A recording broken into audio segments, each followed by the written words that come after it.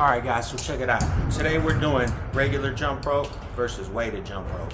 So if you're getting a jump rope and you're trying to figure out if you should get a weighted rope or regular rope, I'm gonna break it down the difference to you. So right here I got the money rope, Rush Athletics. It's not weighted, just regular PVC. Right here I got the cross rope with a 1/4 pound weighted rope. So spoiler alert, I don't really like weighted ropes. I'm gonna tell you that up front. But they do have some good applications. Some reasons why they can be good. So let me break it down. I'm gonna start with the good, okay? Good time to have a weighted rope is if you're a beginner, because when you first start jump roping, the weight in the rope really helps with proprioceptive feedback and tactile sense. So in other words, when you're jump roping, you can feel where the rope is in space and time, okay? Like if you ever used a speed rope where they're really light and it's just a wire, they can be really hard to use at first because you can't feel anything. It just feels like air, so you don't know where the jump rope is. So when you start, if you start with a weighted rope, it gives you a lot of feedback as you can feel where the rope is. It helps you know when to jump, right?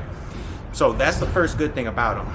The second good thing about them that I found is that when I jump rope outside a lot, because I like to go to the beach, Miami Beach, or sometimes Venice Beach in LA, and coming off the ocean it's really windy and I'm trying to do my tricks, and that wind throws the light jump rope, it'll throw a regular jump rope just enough out of sync to where you'll mess up your trick.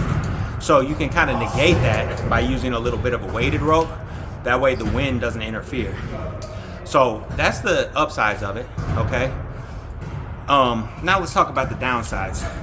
The downsides of it is, first off, I feel like a lot of people jump rope.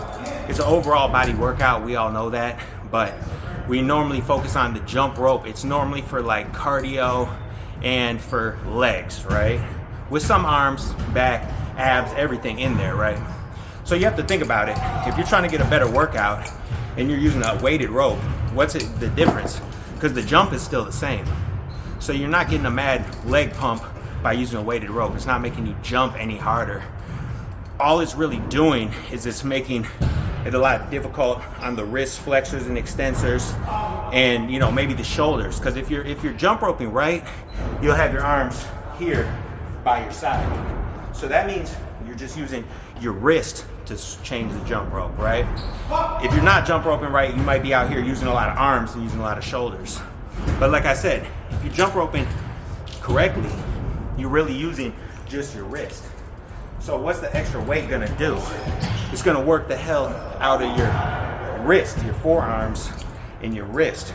Sometimes it works a little bit too much out of that, because if you just keep overdoing it, this will get really sore, and this can fatigue before you're even tired, because that weight just kind of wears out these muscles in your wrist extensors and your wrist flexors, right?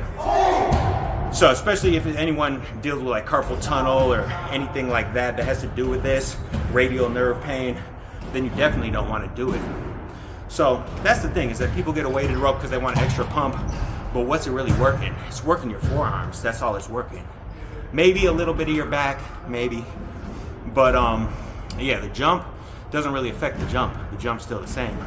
So that's one downside. Another downside is, sounds funny, but this will hurt like hell if it hits you when you're going really fast. Because once you really get to jump roping and you get to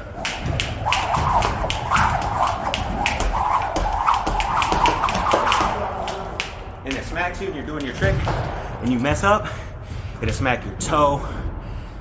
I think I damn near micro-fractured my toe one time doing that, because I had like these light Nike shoes and slapped my toe so hard that thing hurt for a minute. Or comes up and hits you, slaps you in the back of the head. I mean, you'll survive, but it's not fun, right? And overall, like I said, it's just a lot more fatiguing if you're trying to do tricks. It's a little slower, obviously, because it's weighted, so you can't navigate it as fluently. So that's some of the downsides of it and some of the upsides. Like I said, it has its place. I like it for beginners. Like if I'm trying to learn a new trick, sometimes I'll grab the weighted rope just for the new trick, because I like that proprioceptive feedback. But overall, I like to go with the regular jump rope. I like the money rope by Rush Athletics. Just my personal thing. So let me show you the weighted rope real quick. Oops, I'm getting tangled up here.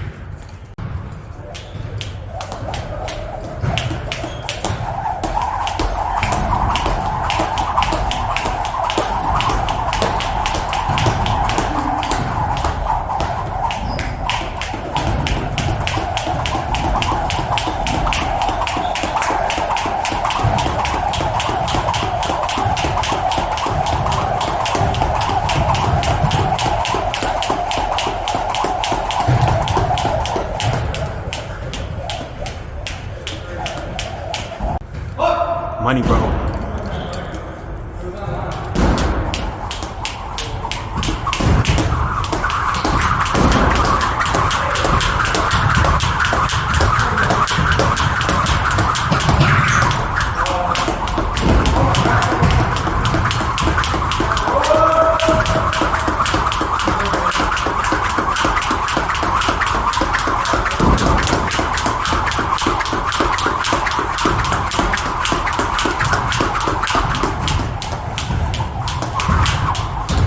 So as you can see, the speed difference using the non-weighted money rope. But at the end of the day, just remember, it ain't the jump rope you got, it's who you got using it.